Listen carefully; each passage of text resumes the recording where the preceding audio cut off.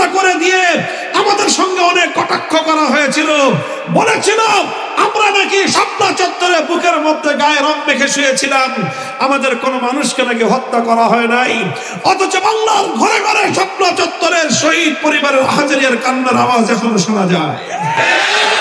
ওলামায়ে কেরাম হেফাজতে ইসলামের পক্ষ থেকে আগামী 3 তারিখ, মে মাসের 3 তারিখ শনিবার দিন ঐতিহাসিক সোহরাওয়ার্দী উদ্যানে এই কলঙ্কিত বাংলাদেশের ইতিহাসের কলঙ্কজনক এই অধ্যায়কে মুছে ফেলবার জন্য জাতিকে একত্রিত হওয়ার ডাক দিয়েছে। যাবেন তো ইনশাআল্লাহ? হ্যাঁ যাবেন তো? কারা কারা যাবেন হাত তুলেন। আল্লাহ পাক কবুল করেন। আমি দেশের মানুষকে বলি যে দেখেন, আপনারা সবসময় নিজের কাজ করবেন, কিন্তু যখন সম্মিলিতভাবে আলেম সমাজ আপনাদেরকে ডাক দিবে তখন আলেম সমাজের পাশে থাকবেন। ইনশাআল্লাহ এই দেশ থেকে কেউ ইসলামের নাম নিশানা মুছে ফেলতে পারবে না, ইনশাআল্লাহ পারবে না।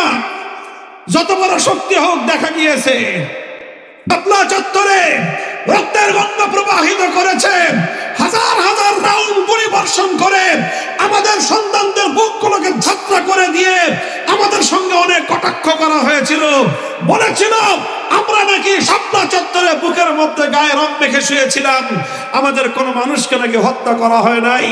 অথচ বাংলার ঘরে ঘরে শাপলা চত্বরের শহীদ পরিবারের হাজারিয়ার কান্নার আওয়াজ এখনো শোনা যায়।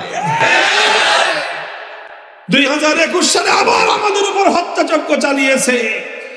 ওলামায়ে কেরাম এবং হেফাজতে ইসলামের উপর সবচেয়ে বেশি হত্যাযজ্ঞ চালানো হয়েছে বিগত রেজিমের সময়ে। মুছে ফেলতে পারে নাই, মুছে ফেলতে পারে নাই। আমাদেরকে, আল্লাহর কোরআনের অনুসারীদেরকে, হকের ঝান্ডাবাহীদেরকে কেউ যদি মনে করে গুলি করে হত্যা করে শহীদ করে শেষ করে দিবে, তার চেয়ে বড় বোকা দুনিয়াতে আর কেউ নাই।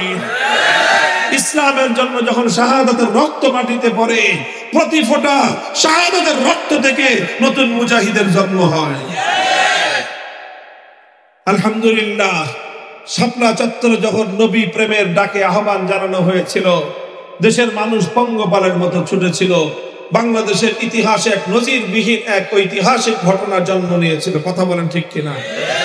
ইনশাআল্লাহ আগামী 3 তারিখ, মে মাসের 3 তারিখ আল্লাহর কোরআনের এই বিধানকে সমুন্নত রাখার জন্য এবং কোরআন বিরোধী এই ধরনের কটাক্ষ যারা করবে তাদের জিভ টেনে ছিঁড়ে ফেলবার পয়গাম পৌঁছে দেওয়ার জন্য আবার আরেকটা শাপলা চত্বর কায়েম করতে হবে।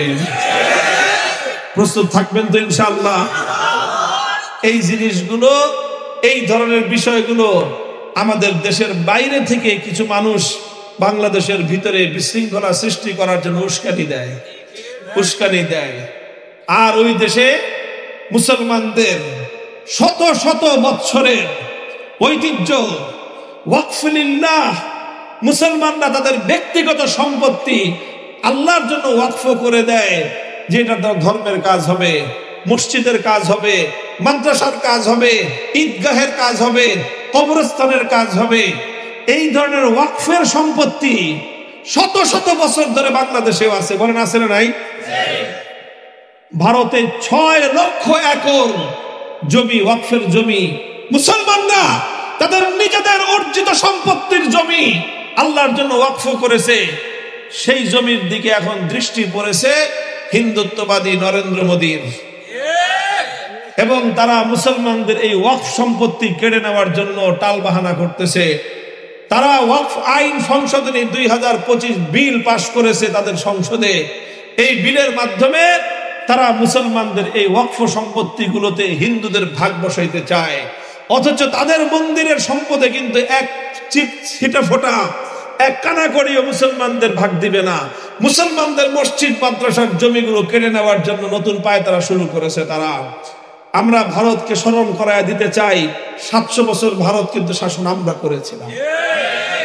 দিল্লির শাহী মসজিদ আমরা তৈরি করেছিলাম, দিল্লির লাল কেল্লা মুসলমানদের তৈরি হয়েছে, দিল্লির শহর মুসলমানদের নগর, মুসলমানদের হাতে গড়া শহর, দিল্লির সভ্যতা মুসলমানদের সভ্যতা।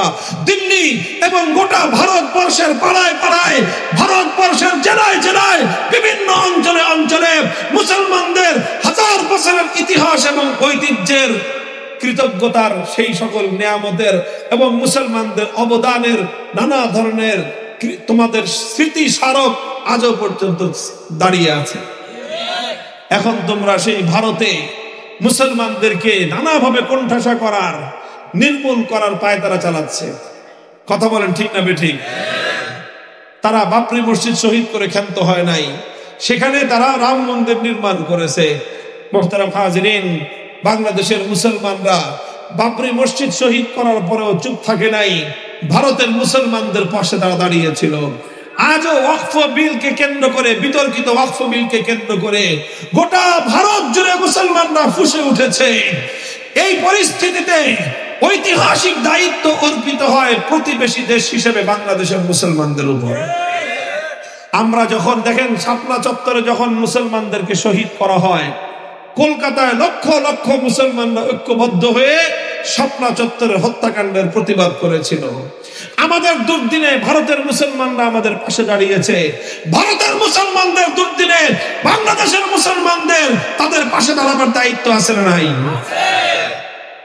ইনশাআল্লাহ ভারতে মুসলমানদের নিধন, মুসলমানদের উপর নির্যাতন, জুলুম, অত্যাচারের প্রত্যেকটা বিষয়ে আমরা বাংলাদেশের মুসলমানরা তাদের সাহস যোগাবো।